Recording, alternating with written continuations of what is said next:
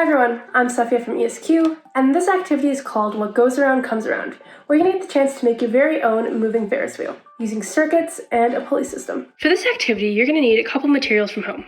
Firstly, you're going to need some pieces of paper, then you're going to need an extra piece of cardboard, you'll need 2 AA batteries, a ruler, a pair of scissors, a pencil, some tape, a bottle of glue, and optionally you can also get your own little bottle cap.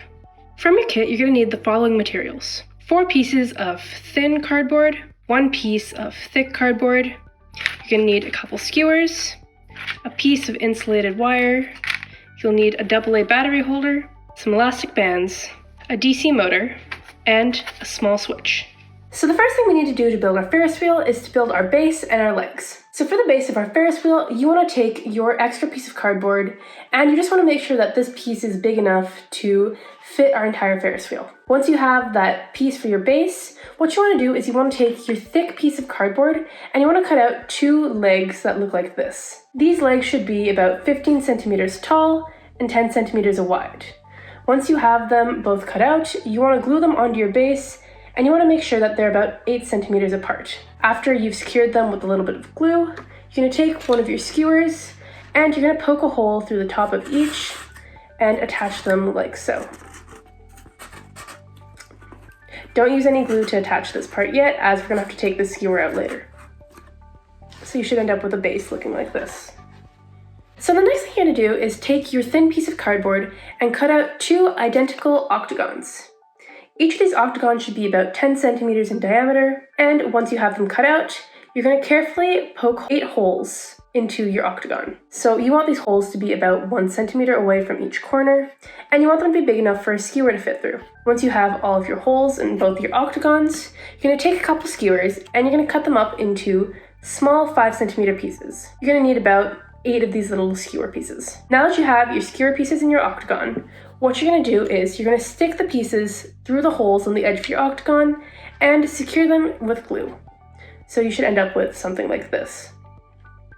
Now, once the glue on one of your octagons is dried, you're going to take the other cardboard octagon and repeat the same process by attaching it to the other end of the skewers and securing it with more glue. After you put the glue on, you're going to set this aside to dry for a little bit. While you wait for your octagons to dry, you're going to take another piece of your thin cardboard and you're going to have to cut out 2 small circles. These circles should be about 6 centimeters in diameter. After that, you want to cut out a strip of paper that's about 2 centimeters wide.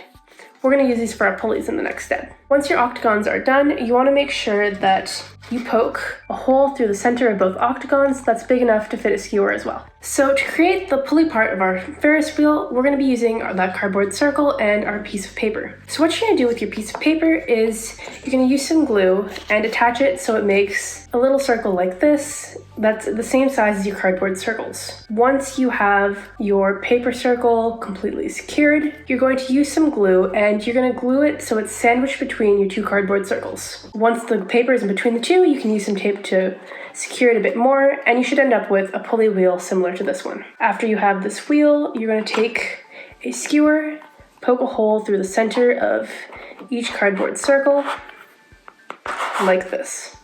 You want to make sure that your pulley is secure enough where you can take your elastic band, put it on top of your pulley wheel, and if you pull it a little, the wheel will stay stuck. By the time you've done this step, both of your octagons should have dried, and you should have a Ferris wheel portion looking like this. What you're going to do is you're going to take the skewer with our pulley, and similarly we're going to be poking a hole in the center of our 2 octagons very carefully. And using some glue, you're going to secure this wheel section to the octagon section where the 2 pieces are connected together, but they'll still turn when the skewer is rotated. Now, once you have your skewer with your Ferris wheel complete, you're going to take out the skewer that was attaching the 2 legs of your Ferris wheel together on your base, and you're going to replace it with the skewer with your actual wheel. In the end, you should end up with a Ferris wheel that looks somewhat like this.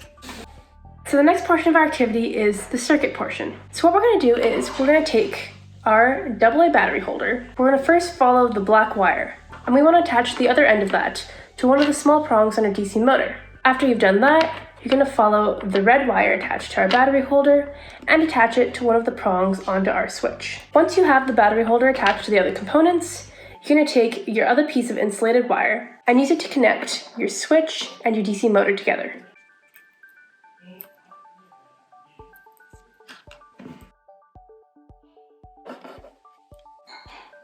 By the time you're done, you should have a connected circuit like this. Now the last thing to do is to test and see if our circuit works.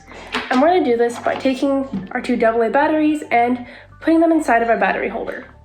Like so. Put one in there, two in there, and our DC motor comes to life.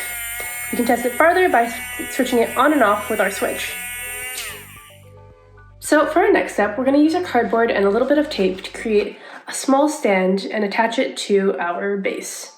This stand is going to be for our DC motor. So once you have your stand, you're going to take your DC motor and you want to attach it on with a little bit of glue or some tape. And you want to ensure that the pronged side is sticking out on the same side as your pulley wheel.